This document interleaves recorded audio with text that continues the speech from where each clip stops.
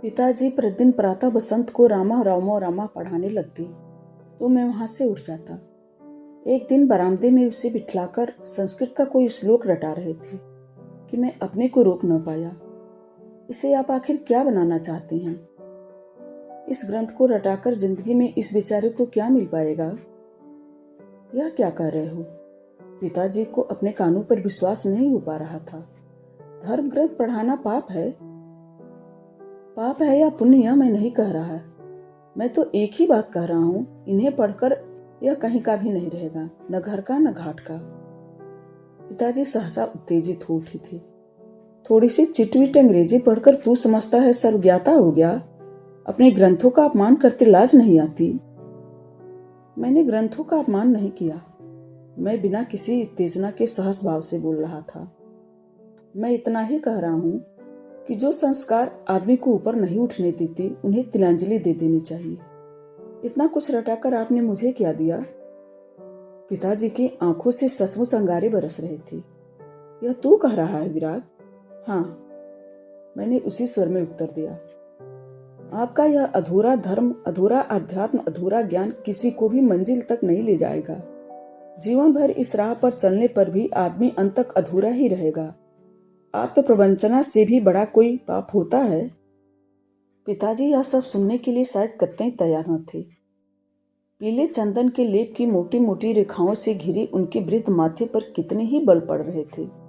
आवेश में सारा शरीर कितना कांप रहा था। धर्म को अधर्म कह रहा है, पुण्य को पाप। तेरी बुद्धि भ्रष्ट हो गई विराग। सांप देने की तरह उन्होंने अपनी तर्जनी हवा में हिलाई। भगवान तुझे सद्विचार दे। किताबें पटक कर वह दूसरे कमरे में चले गए।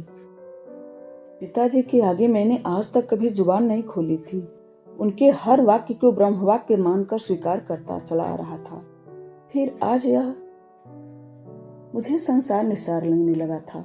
अपने से ही एक तरह की घृणा सी हो गई थी। बचपन से ही किसी संस्कृत पाठशाला में भेज दिया गया होता तो आज यह सब नहीं सोचता। दूसरा मार्ग सुहास बन जाने का भी था, जहां कोई दुविधा, कोई असमंजस, कोई मानसिक संताप नहीं। जीने का तीसरा कोई मार्ग मुझे सूझ न रहा था। न संत बनना मेरी नीयत लगती थी, न शुद्ध सांसारिक ही। 3 दिन से लगातार बर्फ गिर रही थी। चारों ओर जहां तक दृष्टि जाती हिम ही हिम। पेड़ पौधे, घरों की छतें, सारी धरती एकदम सफेद हो आई थी। लोग कहते ऐसी कड़ाके की सर्दी पिछले 40-50 सालों में शायद ही कभी पड़ी हो। लकड़ी की सीकों वाली छोटी सी खिड़की खोलकर बाहर का दृश्य देख रहा था।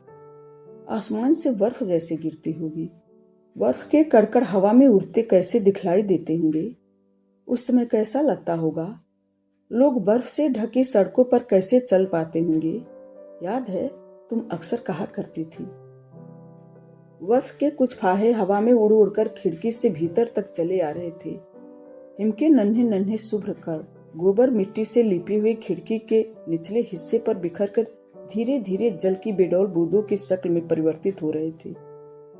अपनी उंगली की नोक से एक बूंद को दूसरी बूंद से जोड़कर मैं अकारण कोई आकृति बना बिगाड़ रहा था।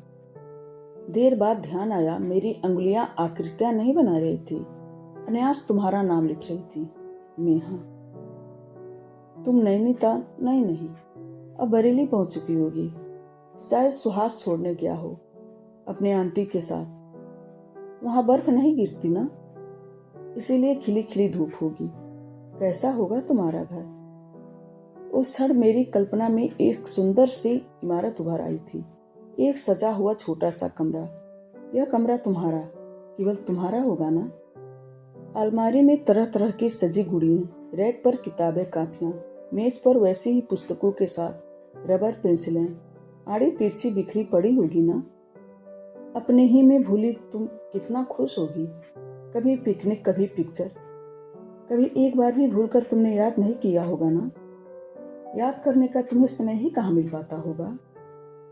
तुम्हारा हंसता हुआ चेहरा, अद्भुत आंखें दिखलाई दी मुझे। उनमें उभरते असंख्य सुनहरे सपने। सुनहरे सपने तुम ही नहीं, दुनिया देखना चाहती है। पर मेरे पास रेत के अलावा क्या था? कुछ नहीं, कुछ भी तो नहीं। तभी हमेशा स्थित प्रज्ञ किसी स्थिति में रहने वाले पिताजी तेजी से कमरे में आए। अरे तू यहाँ बैठा है विराग, तेरी अम्मा तो। उनका स्वर टूट आया। उससे अधिक वह कुछ बोल न पाए। पिताजी के उखड़े उखड़े सर तथा घबराई आकृति से पल भर में मैं सारी वस्तु स्थिति समझ गया था। लपक कर अम्मा के कमरे में पहुंचा तो वहां बसंत सिसक रहा था। अम्मा की मुत्ती हुई पथराई आंखों में कितना कुछ नहीं तैर रहा था। अपने सूखे जर्जर हाथों से मेरे सिर को सहलाती हुई वह कुछ कहना चाह रही थी, पर कह नहीं पा रही थी। ओह, कितनी छटपटाहट, मुझसे देखी नहीं जा रही थी। तभी एक दो हिचकियों के बाद उनकी कमजोर गर्दन तकिए पर एक और लुढ़क पड़ी, निढाल। सच, अम्मा मर गई थी, पर मेरी आंखों में एक भी आंसू नहीं था।